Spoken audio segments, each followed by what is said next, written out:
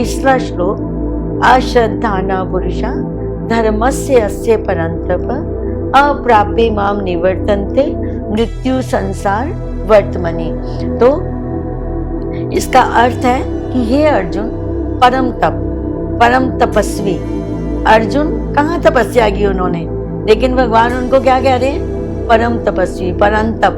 हे अर्जुन, जो इस भक्ति पद में श्रद्धाहीन है वो मुझे कभी प्राप्त नहीं कर सकते और इस मृत्यु रूपी संसार में ही बार बार जन्म मृत्यु को प्राप्त होते रहते हैं। पुनरपि जननम पुनरपि मरणम पुनरपि जठरे अग्निशयनम। उसका बार बार संसार में, कभी किसी माँ के गर्भ में और कभी दूसरी माँ के गर्भ में, कभी सुअर का, कभी कुत्ते का, कभी मतलब अलग अलग योनियों में, अलग अलग माँओं के गर्भ में वो हमेशा उसी में घूमता है और एंड में आकर उसको मनुष्य शरीर मिलता है। और उस मनुष्य शरीर में भी भगवान की कृपा से भगवत संग मिलता है, जहां उसको पता चलता है, जो प्रभुपाद कह रहे हैं, प्रभुपाद की जय, जिन्होंने बोला, उन्होंने उदाहरण दिया कि जैसे वृक्ष की जड़ को सींचने से उसके पत्ते, शाखाएं, फल, फूल आदि सब एकदम हरे भरे रहते हैं, उनको अलग से सींचने की जरूरत नहीं होती। और इसी तरह हमारे पेट में भोजन डालने से हमारे सारे अंग पुष्ट होते हैं। उसी तरह से एक भगवान कृष्ण की भक्ति करने से सब सिद्ध हो जाता है। एक साधे सब सधे। सिर्फ भगवान जो कि सबके मालिक हैं, सबके स्वामी हैं, सारे ब्रह्मांडों के स्वामी हैं, वो सिर्फ उनकी भक्ति हमें करनी है। और आदौ श्रद्धा, ये श्रद्धा जो बहुत इंपॉर्टेंट है यहाँ पर हमारे, ये भक्ति का एक क्रम है। भक्ति रासामृत सिंधु में श्रील रूप गोस्वामी ने इसको, बहुत सुंदर श्लोक है, इसका एक बिल्कुल सीक्वेंस है जिसे हम चाहें या ना चाहें उसी को फॉलो करते हैं हम। तो उसमें क्या है, मैंने आपको ग्रुप पे पोस्ट किया था, ये आदौ श्रद्धा, सबसे पहले, आदौ मतलब आदि, सबसे पहले, फर्स्ट ऑफ ऑल श्रद्धा, ततः उसके बाद। देखो जब आपको श्रद्धा हो जाएगी ना, आप खुद ही साधुओं का संग ढूंढोगे। ततः साधु संग, साधु संग मिलेगा तो साधु ने आपको क्या कहना है, साधु कहेगा भजन करो, तो आपकी तुरंत अथ भजन क्रिया, आपकी भजन क्रिया स्टार्ट हो जाएगी। ठीक है, उसके बाद जैसे ही आप भजन करना आरंभ करोगे, अनर्थ निवृत्ति, आपके अनर्थों की निवृत्ति होने लगेगी। अब अनर्थ क्या है, हमारे अनर्थ यही है, इस संसार को अपना मान के हर चीज को हम मानते हैं, ये तो स्वाभाविक है, ये तो नॉर्मल है, लेकिन ये नॉर्मल नहीं है। जब ये ज्ञान होता है उसको कहते हैं अनर्थ निवृत्ति। उसके बाद निष्ठा, अरे जैसे ही आपकी अनर्थ निवृत्ति होगी आपकी निष्ठा हो जाएगी। एक होता है श्रद्धा, श्रद्धा से निष्ठा तक की यात्रा में क्या क्या है, आदौ श्रद्धा, तथा साधु संग, फिर भजन क्रिया, फिर अनर्थ निवृत्ति, और उसके बाद आपकी निष्ठा वाली स्टेज आती है। और निष्ठा आने पर क्या होता है, रुचि ततः, तो आपको रुचि उत्पन्न होती है। ये रुचि का ही असर है कि आप यहाँ सब बैठे हो, सब छोड़ के यही हो, है ना, और वेट कर रहे हो। तो फिर रुचि तथा, अब जब रुचि हो गई, जिस चीज में आप पे इंटरेस्ट दिखाओगे उसमें प्रेम, आसक्ति, उसके बाद आसक्ति, और आसक्ति मतलब प्रेम, आसक्त, आप उससे जुड़ जाते हो, आप उसमें अट्रैक्ट होते हो, दैट इज आसक्ति। और आसक्ति के बाद आप में भाव उत्पन्न होता है, भाव। अब भाव किस तरह का होता है, आसक्ति हो गई तो कौन सा भाव उत्पन्न होगा? प्रेम का भाव, प्रेम अभ्युदय, और फिर आपका प्रेम का उदय होता है। साधका नाम अयम प्रेमना प्रादुर्भावे भवेत क्रमः। तो क्रम से सज्जनों में ये जो प्रेम है, ये लास्ट स्टेज है। इससे पहले की बहुत सारी स्टेजेस हैं। तो भक्ति रस अमृत सिंधु, भक्ति रूपी रस के अमृत का जो सिंधु है, उसमें रूप गोस्वामी ये बोल रहे हैं। सबसे पहले श्रद्धा, साधु संग, भजन क्रिया, अनर्थ निवृत्ति, निष्ठा, रुचि, आसक्ति, भाव, और एंड में आकर प्रेम। तो ये है हमारा भक्ति का क्रम। आप इसको फॉलो करते हो तो समझो आप वृक्ष की जड़ में पानी डाल रहे हो, और आप सीधे भक्ति रूपी फल आपके हाथ में आएगा, और वो भी पका हुआ फल, रसीला फल, वो आपको मिलेगा ही मिलेगा। और नहीं तो फिर क्या होगा? अश्रद्धा ना पुरुषा। फिर अश्रद्धा वाले पुरुषों का क्या होता है? वो अप्राप्य मां, वो मुझे कभी प्राप्त नहीं कर सकते। They can not. ये भगवान की घोषणा है, इसे कोई नहीं बदल सकता। आप जब मुझे प्राप्त नहीं करेंगे तो क्या करेंगे? भगवान भगवत गीता में बोलते हैं, जातस्य ही ध्रुवो मृत्यु। जिसने जन्म लिया है उसकी मृत्यु निश्चित है, और जिसकी मृत्यु हुई है उसका जन्म भी निश्चित है। तो बस फिर जन्मना और मरना, जन्मना और मरना, कभी कहीं तो कभी कहीं। इसी यात्रा में हम लगे हुए हैं, आते हैं जाते हैं, और जब मौका मिलता है उसको खराब कर देते हैं। इसको बहुत सुंदर एक छोटी सी स्टोरी मैंने पढ़ी थी, दैट इज रियली ब्यूटीफुल। कि कोई एक अंधा व्यक्ति था, सूरदास था, और वो एक किसी नगर में रहता था। उस नगर में एक ही दरवाजा था बाहर जाने का, बाकी सारी तरफ पूरी चार दीवारी थी। तो वो अंधे ने एक हाथ में लाठी, वो बाहर जाना चाहता था, एक हाथ में लाठी पकड़ी हुई थी, दूसरी हाथ में वो क्या करता था, दीवार के सहारे दीवार पकड़कर गेट से बाहर जाना चाहता था। लेकिन जैसे ही वो दरवाजा आता, उसको खुजली शुरू हो गई माथे पे। तो उसने क्या किया, लाठी वाला हाथ तो था ही, जिस हाथ से दीवार पकड़ी हुई थी उससे अपना माथा खुजलाने लगा, और वो गेट पार हो गया।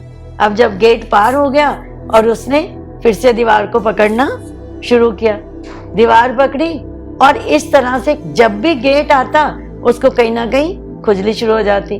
तो वो फिर से दीवार को पकड़ के चल पड़ता। तो वो गोल गोल गोल गोल गोल गोल नगर में घूमता रहा। कितनी बार दरवाजा मिला उसको, पार भी हो गया, लेकिन वो तब भी उसको पता नहीं चला। तो अब हमारी स्थिति बिल्कुल वही है, बिल्कुल वही है। पूरी 84 लाख योनियों में अंधे होकर गोल गोल गोल गोल घूमते हुए जब हमें मानव शरीर रूपी दरवाजा मिलता है तो हमें भोगों की खुजली होने लगती है, सारे भोग खुजाने शुरू हो जाते हैं। तो तब हमें इन भोग पदार्थों में रुचि होने लगती है, और उस रुचि में ये दरवाजा पार होके फिर से दीवार को पकड़ लेते हैं, फिर घूमना शुरू हो जाते हैं। तो ये क्रम अरबों सालों से हम कर रहे हैं, एक दिन से नहीं कर रहे। 84 लाख योनियां भुगत भुगत भुगत भुगत के एंड में मानव शरीर रूपी दरवाजा हमें मिला है। लेकिन जैसे ही दरवाजा मिलता है कहीं ना कहीं खुजली होनी शुरू हो जाती है। तो फिर वही दीवार हाथ में आती है, तो वही जड़ जगत को पकड़े जाते हैं। तो ये हमारी स्थिति है, तो इसको हमें समझना है। फिर प्रभुपाद बोलते हैं 3 तरह के, 3 कोटि के पुरुष होते हैं, निम्न, मध्यम और उत्तम। तो इसमें बहुत क्लियरली उन्होंने समझा दिया है निम्न कौन है, मध्यम कौन है और उत्तम कौन है। तो मैं बात करूंगी सिर्फ उत्तम कोटि की। नीच और निम्न और मध्यम की बात करने से कोई फायदा नहीं है, वो हमारा रास्ता नहीं है, ठीक है। तो हमें उत्तम कोटि का बनना है। उत्तम कोटि व्यक्ति दृढ़ विश्वास रखता है, और भगवान जगह जगह बोलते हैं हमें कनिष्ठ अधिकारी नहीं बनना, हमें वरिष्ठ अधिकारी बनना है, और उसी के बारे में सुनना है और वही करना है। तो इसलिए तो वो जो उत्तम अधिकारी होते हैं वो बिल्कुल क्या बोलते हैं, एकदम दृढ़ विश्वास रखते हैं। तो दृढ़ विश्वास मतलब बस भगवान मेरे और मैं उनका, तो फिर भगवान कहाँ जाएंगे? अल्टीमेटली वो तो तैयार बैठे हैं, वो तो आपको दरवाजा दिखा रहे हैं। वो अलग बात है कि हमारी आंखों में पदार्थों का, भोगों का चश्मा चढ़ा है और हम वो उसको देख नहीं पाते। और फिर कभी रोज गाते हैं ओम अज्ञान तिमिरंधस्य ज्ञान अंजन शलाकया चक्षुरुन्मीलितम येन, गुरु को नमस्कार तो कर देते हैं, लेकिन जो उन्होंने काम दिया उसको तो आगे बढ़ाएं। श्रीमद् भागवत में वृक्ष का उदाहरण, ये श्रीमद् भागवत से था जो प्रभुपाद ने उदाहरण दिया है कि वृक्ष के मूल को सींचने से उसकी सारी जो फूल पत्तियां और शाखा प्रशाखा पत्ते सब उसी प्रकार वो जो पल्लवित हो जाते हैं। इसी तरह जब हम चिन्मयी सेवा करते हैं, भगवत सेवा करते हैं, तो फिर जीव खुद भी संतुष्ट होते हैं। ऐसा नहीं कि सिर्फ भगवान संतुष्ट होते हैं। क्यों? क्योंकि भगवान के संतुष्ट होने से संपूर्ण सृष्टि संतुष्ट होती है, तो उस संतुष्टि का हिस्सा हमें भी मिलता है। तो अब हमारा काम क्या है, हमें करना क्या है? उस जड़ को खोजना है, उस जड़ का अन्वेषण करना है जिसमें जल देने से हमारी संतुष्टि होगी। राइट? तो सभी काम छोड़कर, जब मैं बोलती हूँ सभी काम छोड़कर, इसका मतलब ये नहीं है कि खाना पीना नहाना धोना सब छोड़ दो, नहीं।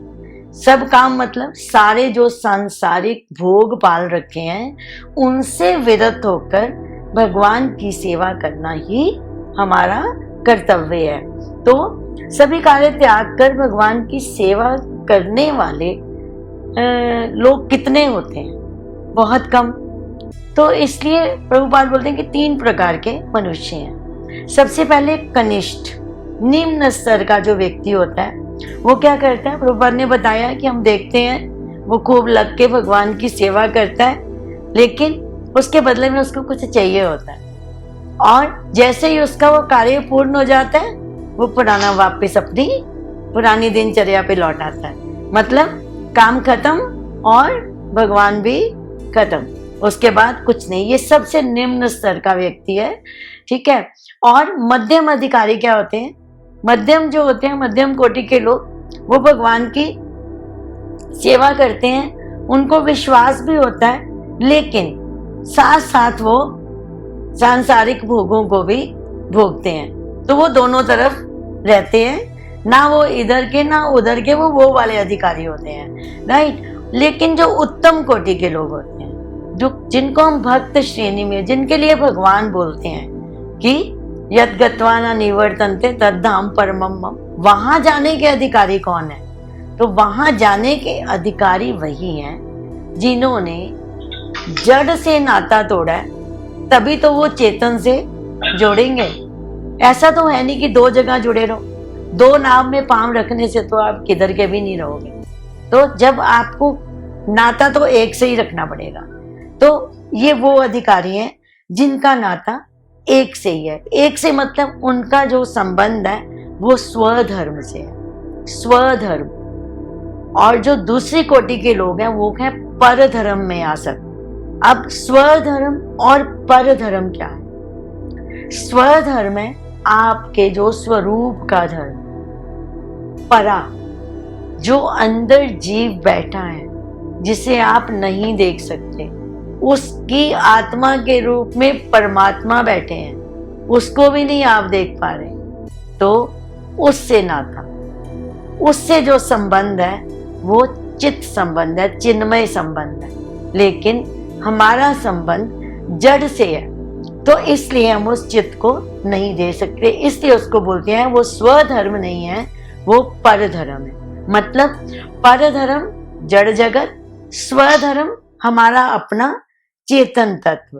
तो इस तरह से हम लोग क्या करते हैं, अपने स्वजन पुत्र परिवार इनको अपना माना है, तो ये हमारा स्वधर्म नहीं है, ये परधर्म। जिसको अपना मानना चाहिए, जिसके हम हैं, जिनका हम अंश है, ममेवांशो जीवभूते जीवलोके जीवभूत सनातन, जिसके हम अंश हैं उसको ही अपना मानना, ये है स्वधर्म। तो स्वधर्म और परधर्म में हमें पहले तो इसमें से इसका हमें डिफरेंस पता होना चाहिए, फिर इस पे हमें चल के देखना चाहिए।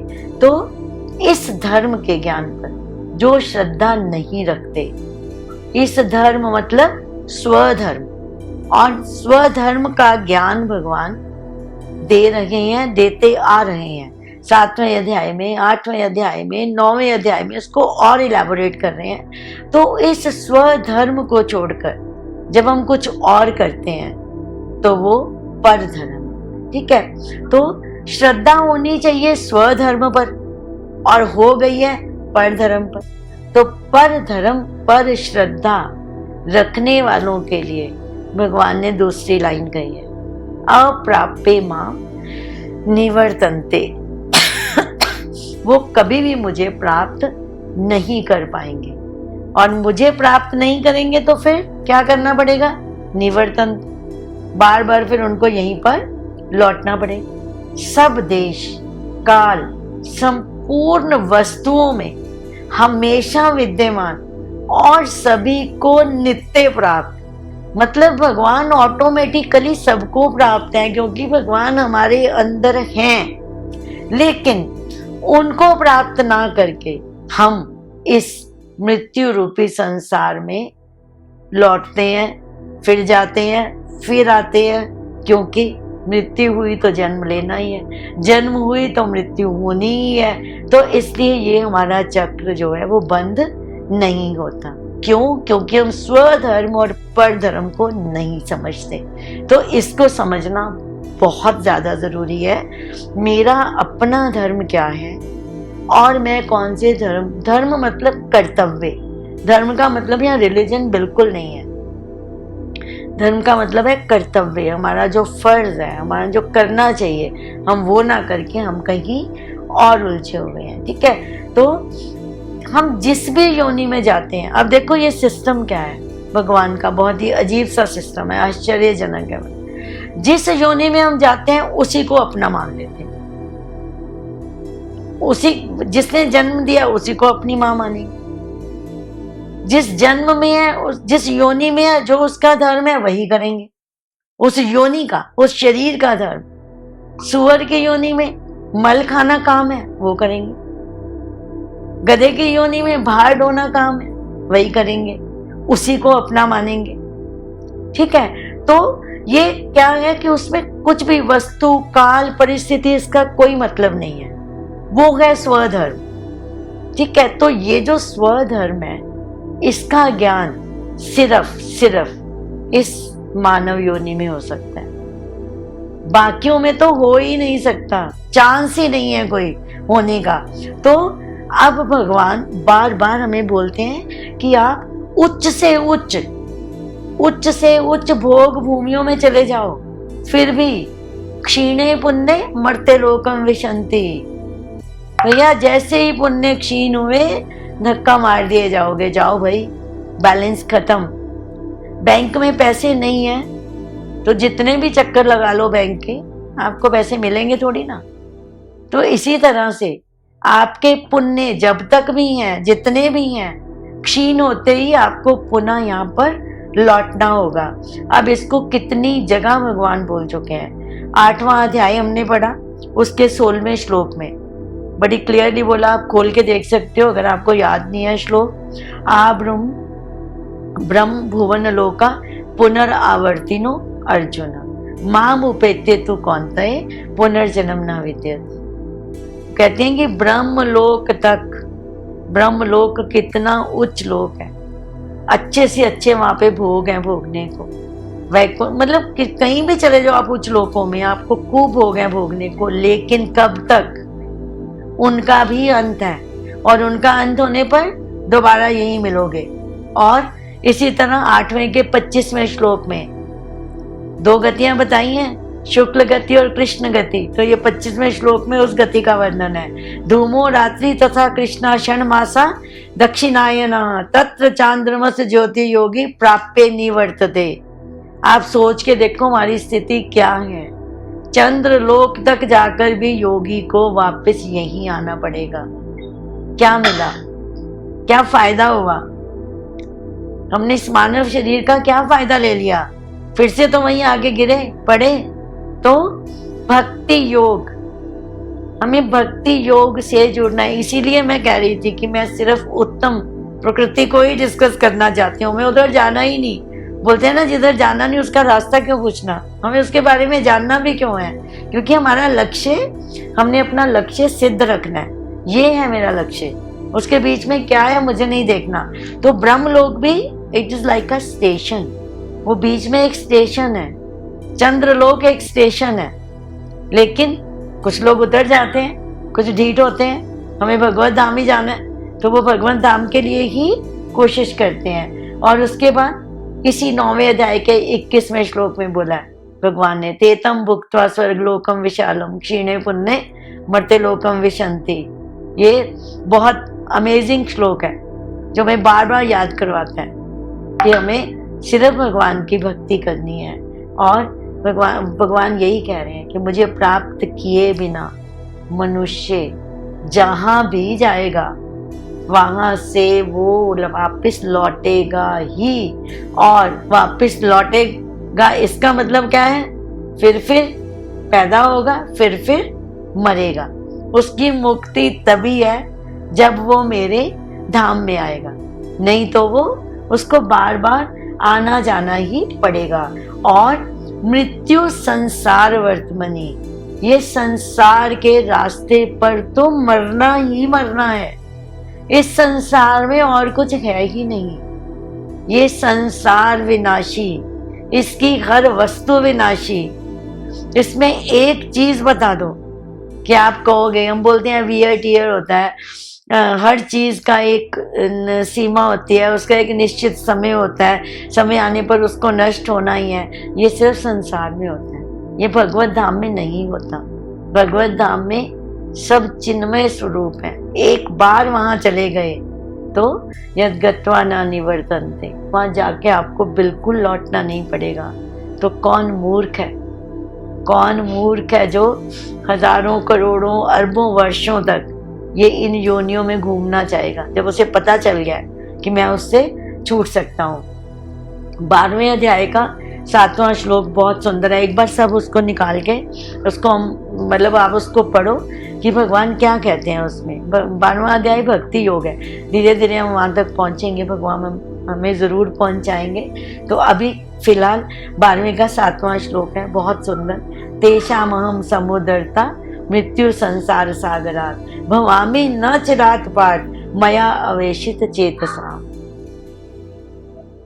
ये संसार क्या है? मौत का सागर है, मृत्यु संसार सागरात। लेकिन तेषाम अहम समुदरता, इस मृत्यु के संसार से मैं उनको उद्धार कर देता हूँ, मैं उनको उठा लेता हूँ। क्या करता हूँ? भवामी कर लेता हूँ, न चिरात पार। और उसमें इतनी एक क्षण की दूरी देर नहीं लगाता।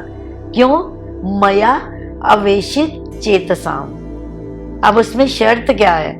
घुंडी यहीं पे है, मया अवेशित चेतसाम, जिनके मन पूरी तरह से मुझ में लग गए हैं। लगा के देख लो भाई क्या जाता है। ये तो इससे मतलब अगर फायदा नहीं होगा, नुकसान भी तो नहीं होने वाला। मन कहीं तो लगाओगे, संसार में ना लगाकर वहां लगा लो, थोड़ा सा वहां लगा के देख लो कि आपकी कितनी प्रगति होती है। तो इसमें कोई, ये तो होम्योपैथिक मेडिसिन की तरह, अगर फायदा नहीं करेगी तो नुकसान तो करेगी ही नहीं बिल्कुल भी। और ये तो गारंटी है कि ये फायदा ही करेगी। तो इसलिए ये इस श्लोक को बहुत अच्छे से हमेशा याद रखना कि भगवान कहते हैं मया अवेशित चेतसाम, जिनके चित्त मुझ में लग गए हैं, जो स्वधर्म को जान गए हैं, उनको मैं क्या करता हूँ? उनका तो मैं उद्धार करता हूँ। कहाँ से उद्धार करता हूँ? मृत्यु संसार सागरात। ये जो मृत्यु का सागर है, समुद्र है, समुद्र की कोई सीमा नहीं होती, हमें नहीं पता चलता। इसी तरह इस संसार के भोगों की कोई सीमा नहीं है। एक भोग के बाद दूसरे की इच्छा, दूसरे के बाद तीसरे की इच्छा, यही चलता है, यही क्रम चलता आ रहा है। यही चलता रहेगा जब तक जागोगे नहीं। तो इसलिए इसमें से आप उसमें से जब भगवान ये गारंटी दे रहे हैं तो हमें पक्का पक्का ये करना चाहिए। मया आवेशित चेतसाम, मुझ में जिनका चित्त लग गया है, तो इस मौत के समुद्र में अलग अलग योनियों में भटकते भटकते ऐसे अवसर को, मानव जीवन को प्राप्त करके भी मानो अगर हम नहीं समझते तो मुझे लगता है इससे बड़ा हमारा दुर्भाग्य कोई हो ही नहीं सकता।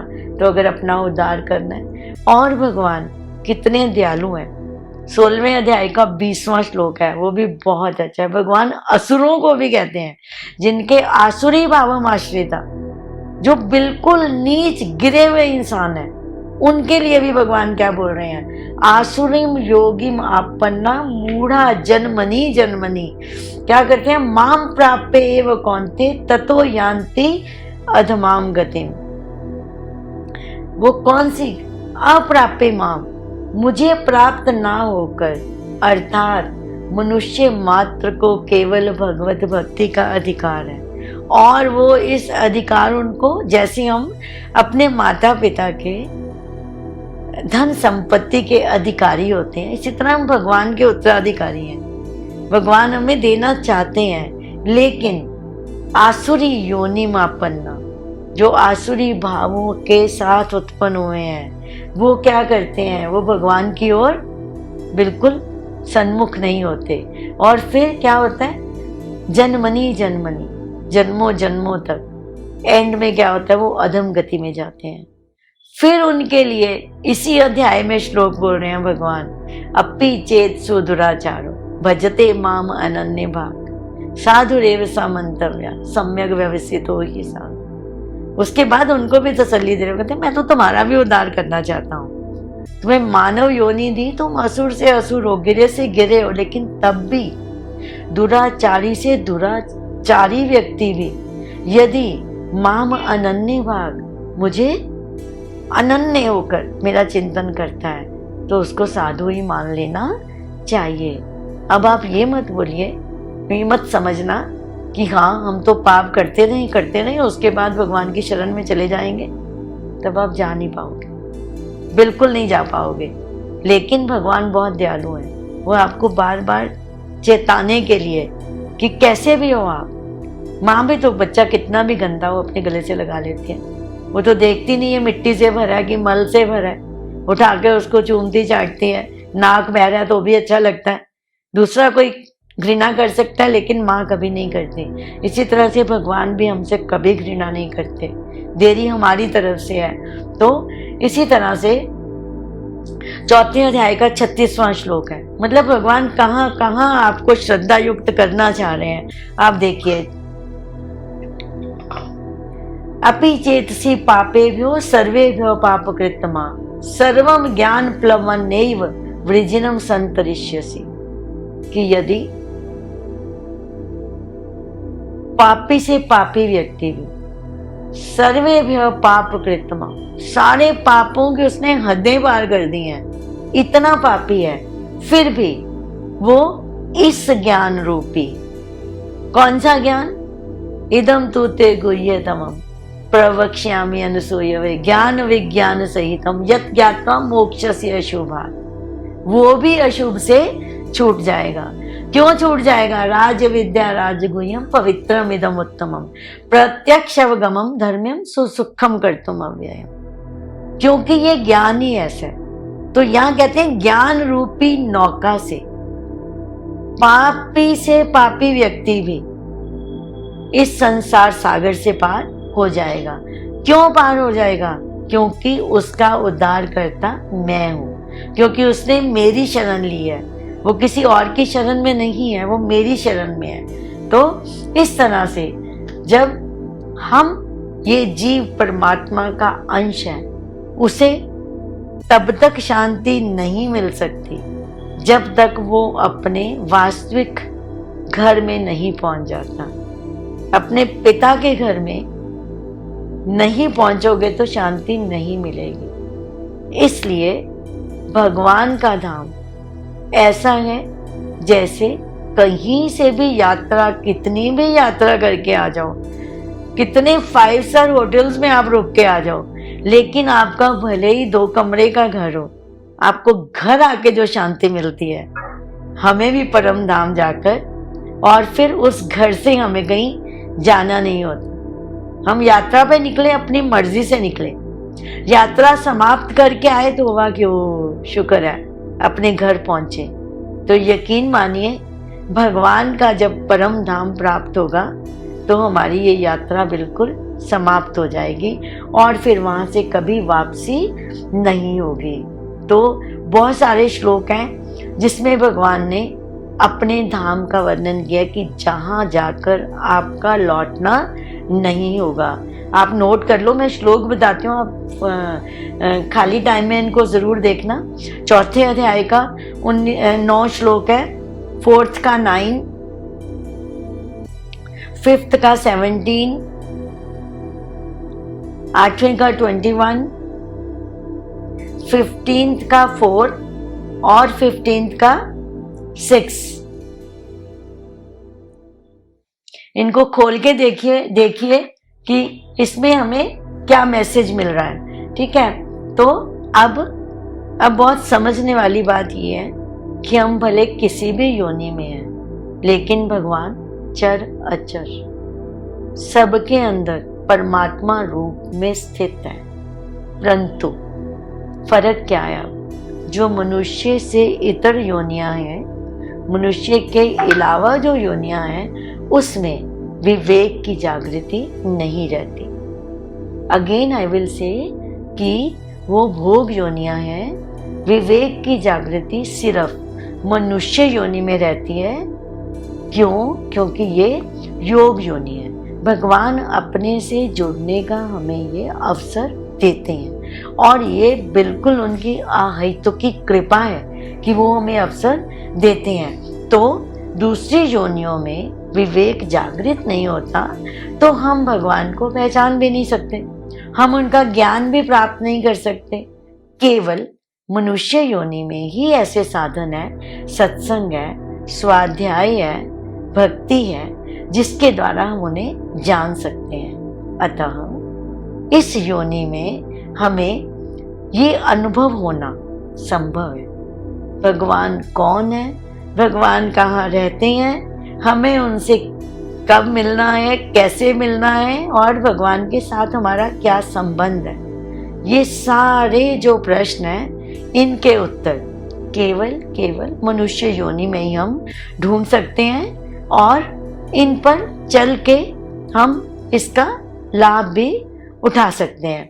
तो इसलिए भगवान मेरे हैं और मैं उनका हूँ। ये सिर्फ इतनी श्रद्धा कर लेने से भगवान मेरे और मैं उनका, और मेरा असली घर है भगवान का धाम, और मुझे किसी भी तरह से येन केन प्रकारेण, मुझे किसी भी तरह से उस धाम में पहुंचना है और फिर पहुंचकर हमें इस संसार के ये जो मृत्यु से भरा हुआ सागर है, इसके अंदर हमें नहीं आना।